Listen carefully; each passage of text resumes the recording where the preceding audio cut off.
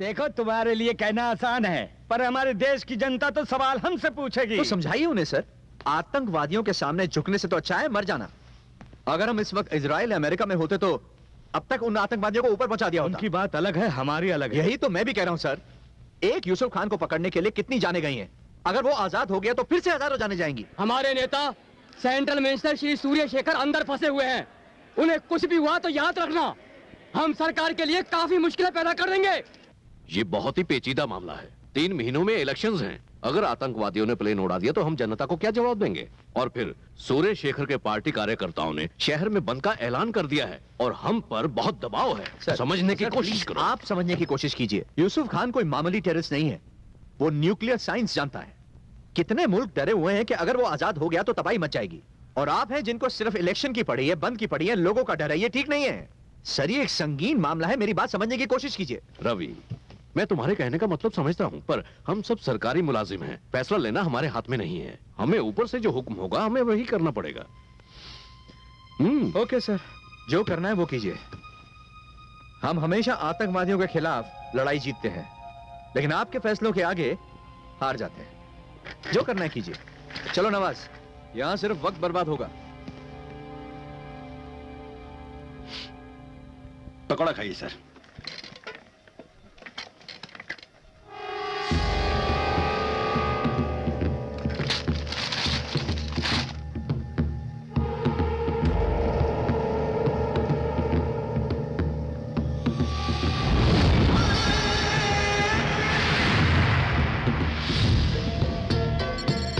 साल पहले लद्दाख के एक गांव में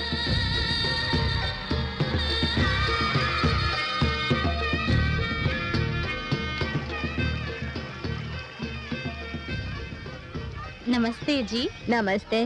मैं जनगणना से आई हूँ। आपका नाम क्या है? लक्ष्मी देवी। घर में कितने बुजुर्ग हैं? 2। नमस्ते जी। हाँ जी नमस्कार। मैं जनगणना से आई हूँ। आपका नाम क्या है? आदित्य। उम्र कितनी है? 35 साल का हूँ। कौन है रे? अरे जनगणना से कोई आया है। शादी हुई है क्या? हम लोग सब बैचलर हैं। घर के मालिक का नाम क्या है? यहाँ मालिक वालिक कोई नहीं है। हेलो,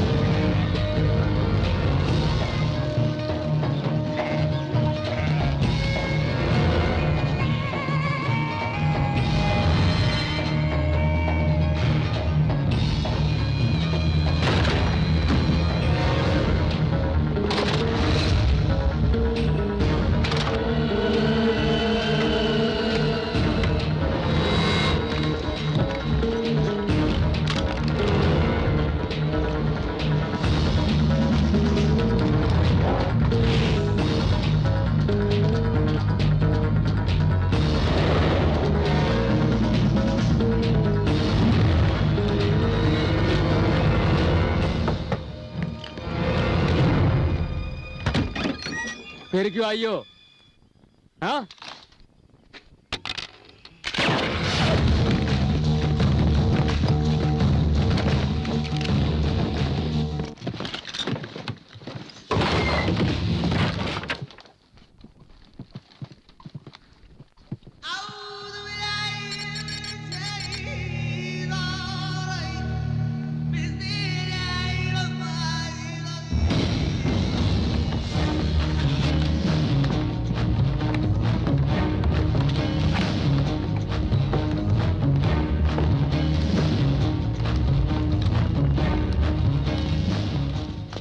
आज हमें बहुत बड़ी कामयाबी मिली है। आज रात हम पार्टी करेंगे। खन्ना, खन्ना, खन्ना।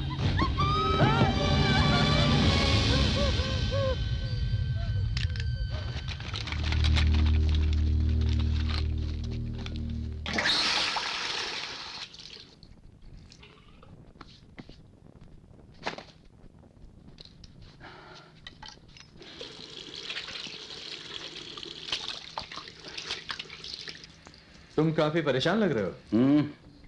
क्या करूं रवि, एक तरफ उनके डिमांड से, दूसरी तरफ प्रेशर, कुछ समझ में नहीं आ रहा। क्या तुम्हारे पास इसका कोई हल नहीं है? सच कहूं रवि तो मैं नहीं जानता क्या करना चाहिए। पैसेंजर्स के रिश्तेदार पीएम के घर के आगे धरना दे रहे हैं। मिनिस्टर की पार्टी वाले दंगा फसाद कर रहे हैं।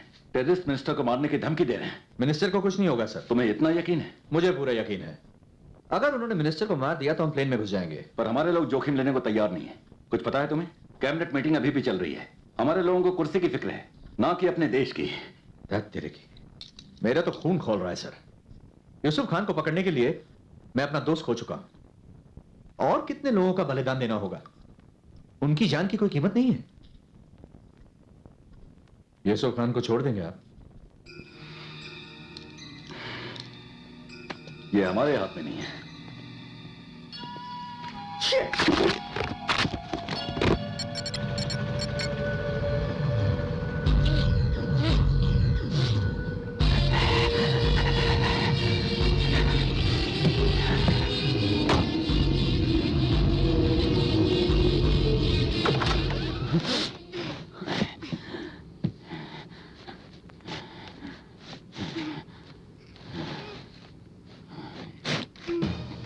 क्या हुआ? जाओ।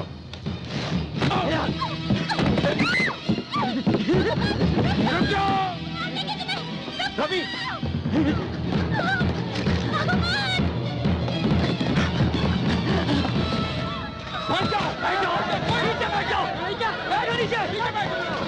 अगर हमारे खिलाफ गए तो तुम्हारा इंतकाल तय है। कोई होशियारी नहीं।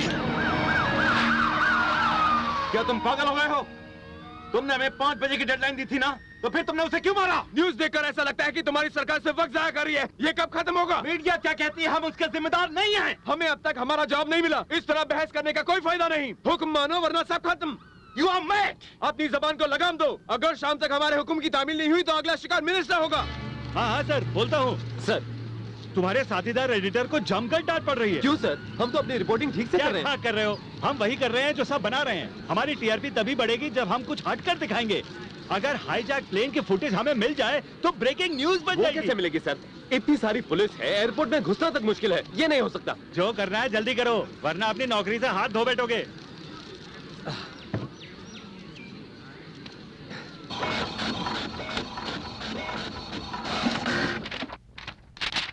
इसका नाम असलम है। ये फ्लाइट टेक ऑफ होने से पहले वहां के टॉयलेट साफ करता है, पर अब ये गायब है। शायद ये वही बंदा है।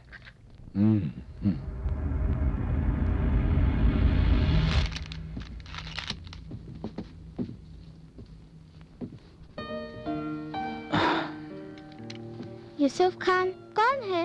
वो हमारे मालिक हैं। क्या वो आतंकवादी है? नहीं, ऐसा हमारे दुश्मन कहते हैं। पर उन्होंने तो बहुत लोगों को मारा है ना?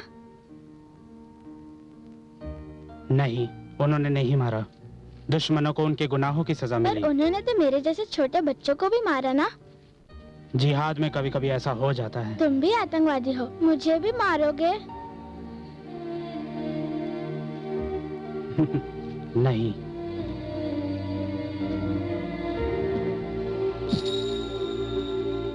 Thanks a lot. Ravi, Aslam red hills में कहीं छुपा है और पुलिस उसका पीछा कर रही है। गुड, हम भी चलते हैं। सर, अगर हम उसे पकड़कर पूछताछ करें तो कोई सुराग जरूर मिलेगा। तब तक आप आतंकवादियों को बातचीत में उलझाए रखिए। आज रात हम ये ड्रामा खत्म कर देंगे। रेड हिल्स कितना दूर है यहाँ से? 2 घंटे बाय रोड। उड़ के जाए तो?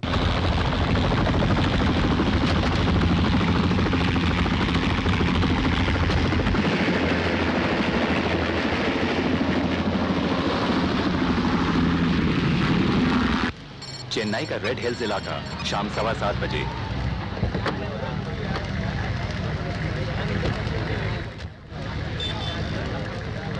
कहाँ है वो?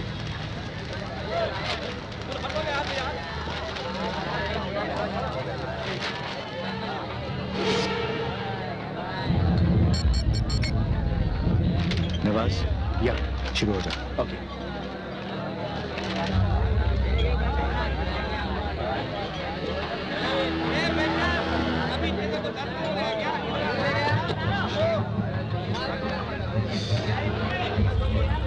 माचिस है क्या?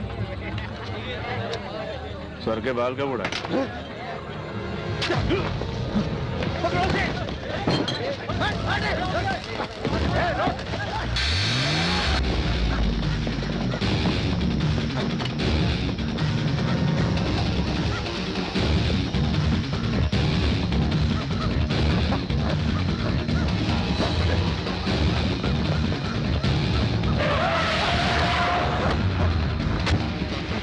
नजदीक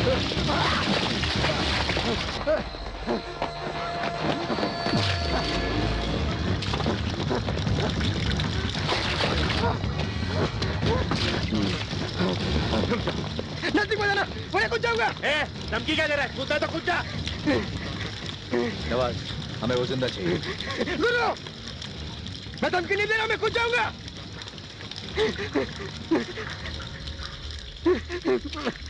नहीं गणेश, गणेश, ये साला गणेश कौन है? मेरी बात सुनो। हम जानते हैं कि जेवरातों के चोर को तुम जानते हो। तुम्हारे भाई ने हमको सब कुछ बता दिया। तुम पर कोई केस नहीं बनाया गया है, हमें बस थोड़ी सी इंफॉर्मेशन चाहिए। हमें बता दो राजू कहाँ है, हम तुम्हें छोड़ देंगे। फोकट में मर के क्या फायदा? अपने बीवी बच्चों के बारे में सोचो। जब तुमने कुछ गलत नहीं किया तो डरते क्यों? मेरी बात मत आना, मैं कूद जाऊंगा। मेरी बात तेरे पल्ले नहीं पड़ रही क्या? तेरे भले के लिए कह रहा हूँ। क्या कर रहा है? आता ना कोई गोली नहीं चलाएगा। Please come on. छोड़ो मुझे, छोड़ो, मैंने कुछ नहीं किया।